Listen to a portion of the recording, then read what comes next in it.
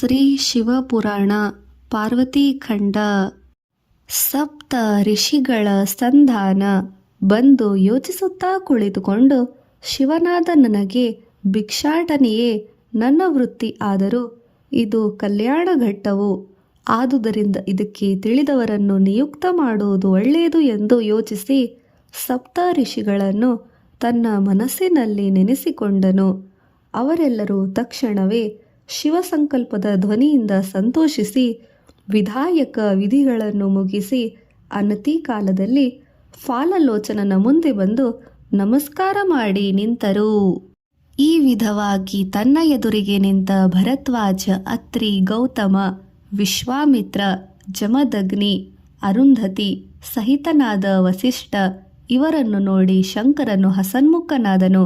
ಅವರಿಗೆ ಉಚಿತ ರೀತಿಯಲ್ಲಿ ಮರ್ಯಾದೆಯನ್ನು ಸಲ್ಲಿಸಿ, ಸಪ್ತಋಷಿಗಳಿರ, ತಮ್ಮ ಸಹಾಯದಿಂದ ಒಂದು ಕಾರ್ಯವು ನಡೆಯಬೇಕಿದೆ, ಅದಕ್ಕಾಗಿ ತಮ್ಮನ್ನು ಆಮಂತ್ರಿಸಿದೆ ಎಂದನು ಚಂದ್ರಶೇಖರ. ಮಹಾದೇವ, ತಮ್ಮ ಆಜ್ಞೆಯನ್ನು ಶಿರಸಾವಹಿಸಿ ಪಾಲಿಸುವುದು ಬಿಟ್ಟು ನಮಗೆ ಬೇರೆ ಕೆಲಸವಿಲ್ಲ. ಸವಿಸ್ತಾರವಾಗಿ ನಿಮ್ಮ ಆಜ್ಞೆಯನ್ನು ತಿಳಿಸಬೇಕು ಎಂದು ಎಲ್ಲರೂ ಕೋರಿದರು. ಪರ್ವತರಾಜ ಪುತ್ರಿ ಪಾರ್ವತಿಯು ಹೋದ ಜನ್ಮದಲ್ಲಿ ದಾಕ್ಷಾಯಣಿಯಾಗಿದ್ದಳು ಎಂಬ ವಿಚಾರ ನಿಮಗೆ ತಿಳಿದೇ ಇರುವುದು. ನಾನು ಪಾರ್ವತಿಯನ್ನು ವಿವಾಹವಾಗಬೇಕಾಗಿದೆ. ಈ ವಿವಾಹದ ವಿಷಯದಲ್ಲಿ ಹಿರಿಯರಾದ ನೀವೆಲ್ಲ ನನ್ನ ಪರವಾಗಿ ವ್ಯವಹರಿಸಬೇಕು ಎಂದು ಶೂಲಿಯು ಹೇಳಿದ. ಜಗದಾನಂದಕಾರಕನಾದ ಇಂತಹ ದಿವ್ಯ ಕಾರ್ಯವನ್ನು, ಈ ಕಾರ್ಯವು ನಮ್ಮ ಭುಜ ಸ್ಕಂದದ ಮೇಲೆ ಹೊರಿಸುವೆಯಾ ಮಹಾದೇವ? ನಿನಗೆ ಸಹಸ್ರ ಸಹಸ್ರ ಕೃತಜ್ಞತೆಗಳು. ನಿನ್ನ ಕೃಪೆಯಿಂದ ನಮ್ಮ ಪುಣ್ಯವು ದ್ವಿಗುಣವಾಯಿತು. ಈ ಕಾರ್ಯ ನಿರ್ವಹಣಾ ದ್ವಾರದಿಂದ ನಾವೆಲ್ಲ ಇತರರಿಗಿಂತ ಸತ್ಕೃತರು ಎಂದು ಪರಿಪರಿ ವಿಧದಾಗಿ ಸ್ತುತಿಸಿ ಹಿಮವಂತನೆಡೆಗೆ ವಿವಾಹ ಮುಹೂರ್ತವನ್ನು ನಿಶ್ಚಯಿಸುವ ಪ್ರಯತ್ನವಾಗಿ ಹೊರಟರು. ತನ್ನನ್ನು ಸಂದರ್ಶಿಸಲು ಬಂದ ಸಪ್ತ ಮಹರ್ಷಿಗಳನ್ನು ಅಸಾಮಾನ್ಯ ಗೌರವದಿಂದ ಅಗಣಿತ ಮರ್ಯಾದೆಯಿಂದ ನೋಡಿದ ಹಿಮವಂತನು ಅವರನ್ನು ಸ್ವತಃ ಸ್ವಾಗತಿಸಿದನು. ಆಗ ಎಲ್ಲರೂ ಮುಕ್ತಕಂಠದಿಂದ, ಪರ್ವತರಾಜ, ನಿನಗೆ ಶುಭವಾಗಲಿ. ನೀನು ಅಸಾಮಾನ್ಯನು. ಪೌರಾಣಿಕ ಶ್ರೇಷ್ಠರಲ್ಲೋ ನಿನ್ನನ್ನು ವಿಷ್ಣುವಿನಂತೆ ಸ್ತುತಿಸುವರು. ಸಪ್ತ ಪಾತಾಳ ಲೋಕಗಳಲ್ಲಿ ನೀನು ಮೂಲಾಧಾರ ಭೂತನು. ಅಲ್ಲದೆ ನಿನ್ನ ಪುತ್ರಿಯು ಸಾಕ್ಷಾತ್ ಅಂಬ, ಮಹೇಶ್ವರಿ, ಅಖಿಲಾಂಡೇಶ್ವರಿ, ಯೋಗಿ ಹೃದಯ ಮಂದಾರನಾದ ಚಂದ್ರಶೇಖರನನ್ನು, ನಿನ್ನ ಪುತ್ರಿಯನ್ನು ವಿವಾಹವಾಗುವ ಇಚ್ಛೆಯಿಂದ ನಮ್ಮನ್ನು ವಿವಾಹದ ವಿಷಯವನ್ನು ಪ್ರಸ್ತಾಪಿಸಲು ನಿನ್ನಲ್ಲಿಗೆ ಹಿರಿಯರಾಗಿ ಕಳುಹಿಸಿದ್ದಾನೆ. ನೀನು ಕನ್ಯಾದಾತ, ನಾವು ವಿವಾಹ ಸಂಧಾನಕರು. ಇದು ಜಗತ್ಕಲ್ಯಾಣಕಾರಕವು ಎಂದು ವಿಚಾರಿಸಿ ವಿವರಿಸಿದನು. ಸಪ್ತಋಷಿಗಳ ಸಂದೇಶವನ್ನು ಶ್ರದ್ಧೆಯಿಂದ ಕೇಳಿದ ಮೇನಕ ಹಿಮವಂತರ ಆನಂದಕ್ಕೆ ಪಾರವೇ ಇಲ್ಲದಂತಾಯಿತು. ಎಲ್ಲರೂ ಪಾರ್ವತೀ ದೇವಿಯನ್ನು ಆಶೀರ್ವದಿಸಿದರು.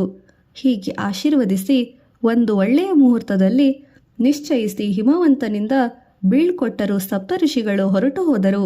ಆ ಕ್ಷಣದಿಂದಲೇ ವಿವಾಹಕ್ಕಾಗಿ ಸಕಲ ಏರ್ಪಾಡುಗಳು ಮಾಡಲು ಪ್ರಾರಂಭಿಸಿದನು ಹಿಮವಂತ. ಜಗನ್ಮಂಗಳಕರ ಕಲ್ಯಾಣ ಮಹೋತ್ಸವ. ಸಮಸ್ತ ಲೋಕಗಳು ಎದುರು ನೋಡುತ್ತಿದ್ದ ವಿವಾಹ ವೇಳೆಯು ಓಡಿ ಬಂದಿತು. ಗರ್ಗಮುನಿಯ ಆಚಾರ್ಯತ್ವದಲ್ಲಿ ವಿವಾಹ ವೇದಿಕೆ ಆರಂಭವಾಯಿತು. ಸುಮುಹೂರ್ತ ವೇಳೆ. ಮಂಗಳ ವಾದ್ಯಗಳ ಮೊಳಗುವಿಕೆ, ವೇದ ಮಂತ್ರಗಳ ಪಠನೆ, ಇವುಗಳ ನಡುವೆ ಕನ್ಯಾದಾನ ಮಹೋತ್ಸವವು ಜರುಗುತ್ತಿತ್ತು. ಪದ್ಧತಿಯ ಪ್ರಕಾರ ಈಶ್ವರನ ಪ್ರವರಗಳು ಹೇಳಬೇಕಿತ್ತು. ಹಿಮವಂತನು ಈಶ್ವರನ ಪ್ರವರವನ್ನು ಕೇಳಿದಾಗ ಆತನು ಸುಮ್ಮನೆ ತಲೆ ತಗ್ಗಿಸಿ ಕುಳಿತನು.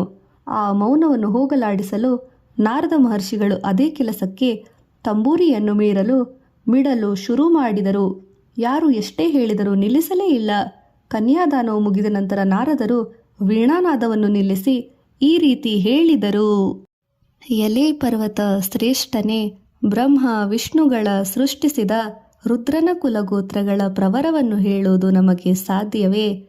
ಯಾರು ಪರಬ್ರಹ್ಮನೋ, ಯಾರು ನಿರ್ಗುಣನೋ, ಯಾರು ನಿರಾಕಾರನೋ, ಯಾವನು ಪ್ರಕೃತಿ ಅತೀತನೋ, ಯಾರು ಸಮಸ್ತಕ್ಕೂ ಮೂಲ ಕಾರಣನೋ ಅಂಥವನ ಕುಲಗೋತ್ರಗಳ ಪರಿಚಯ ಪ್ರವರವು ಬೇಕೇ? ನಿನ್ನ ಪುಣ್ಯವಶಾತ್ ಅಳಿಯನಾದ ಆ ಜಗನ್ಮಂಗಳಕರ ಮೂರ್ತಿಯನ್ನು ಕೇಳುವ ಮಾತೇ ಇದು ಎಂದು ಹಿಮವಂತನಿಗೆ ಬುದ್ಧಿವಾದವನ್ನು ಹೇಳಿ, ಅದನ್ನು ನಾನು ಹೇಳುತ್ತೇನೆ ಕೇಳು. ನಾದವು ಶಿವಮಯವು, ಶಿವನು ನಾದಮಯನು, ನಾದಕ್ಕೆ ಕುಲಗೋತ್ರಗಳುಂಟೆ. ಆದುದರಿಂದಲೇ ನಿನ್ನ ಪ್ರಶ್ನೆಗೆ ಉತ್ತರವಾಗಿ ನಾನು ವೀಣಾವಾದನವನ್ನು ಸೂಚಕವಾಗಿ ಮಾಡಿದೆನು. ಅದು ನಿನಗೆ ಅರ್ಥವಾಗಲಿಲ್ಲ. ಆದುದರಿಂದ ನಿನಗೆ ವಾಕ್ಪೂರ್ವಕವಾಗಿ ಹೇಳಬೇಕಾಯಿತು ಎನ್ನುತ್ತಿದ್ದಂತೆ ಎಲ್ಲರಿಗೂ ಶಿವತತ್ವದ ಹಿರಿಮೆ ಅವಗತವಾಯಿತು, ಪೂರ್ತಿ ಅರ್ಥವಾಯಿತು ಎಂದು ಯಾರಾದರೂ ಅಂದುಕೊಂಡರೆ ಅದು ಪುನಃ ಪುರಪಾಠವಾಗುತ್ತದೆ. ಕನ್ಯಾದಾನ ಜರುಗಿದ ವೇಳೆಯ ನಂತರ ಉಳಿದ ಎಲ್ಲ ತಂತಿಗಳನ್ನು ಮಹಾ ಸಂತೋಷದಿಂದ ಧ್ವನಿಗೈದನು ಬ್ರಹ್ಮ.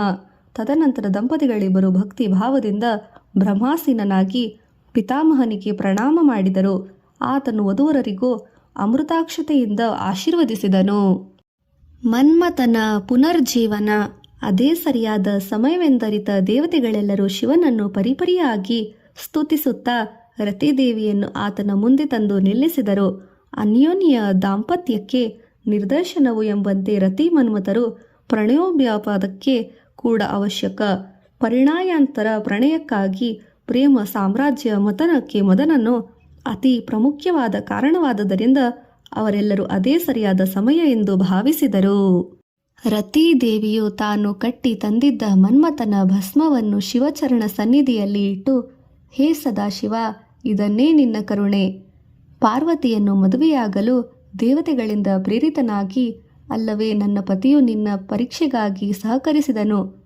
ಅದೇ ತಮ್ಮ ಕೋಪಾವೇಶಕ್ಕೆ ಕಾರಣಭೂತವಾಯಿತು. ಇಲ್ಲಿ ನೋಡು, ನನ್ನ ಪತಿಯವರು ಬೂದಿಯಾಗಿದ್ದಾರೆ. ಅಮ್ಮ ಪಾರ್ವತಿ, ಹೊಸದಾಗಿ ಮದುವೆಯಾಗುತ್ತಿರುವೆ. ಗಂಡನಿಲ್ಲದೆ ಹೆಂಡತಿಗೆ ಎಷ್ಟು ಸಂಪತ್ತು ಇದ್ದರೂ ಅದೆಲ್ಲ ವ್ಯರ್ಥವೆಂದು ತಿಳಿದು ತಪಸ್ಸನ್ನಾಚರಿಸಿದೆ. ಗಂಡನಂದು ಹೊಂದಿದ ದೇವತೆ ನನ್ನ ಬಾಧೆಯನ್ನು ಅರ್ಥ ಮಾಡಿಕೊಳ್ಳುವೆಯಾ ಅಲ್ಲವೇ ತಾಯಿ ಎನ್ನುತ್ತಾ ವಿನಯ ಭಕ್ತಿ ತತ್ಪರತೆಯಿಂದ ಬೇಡಿಕೊಂಡಳು.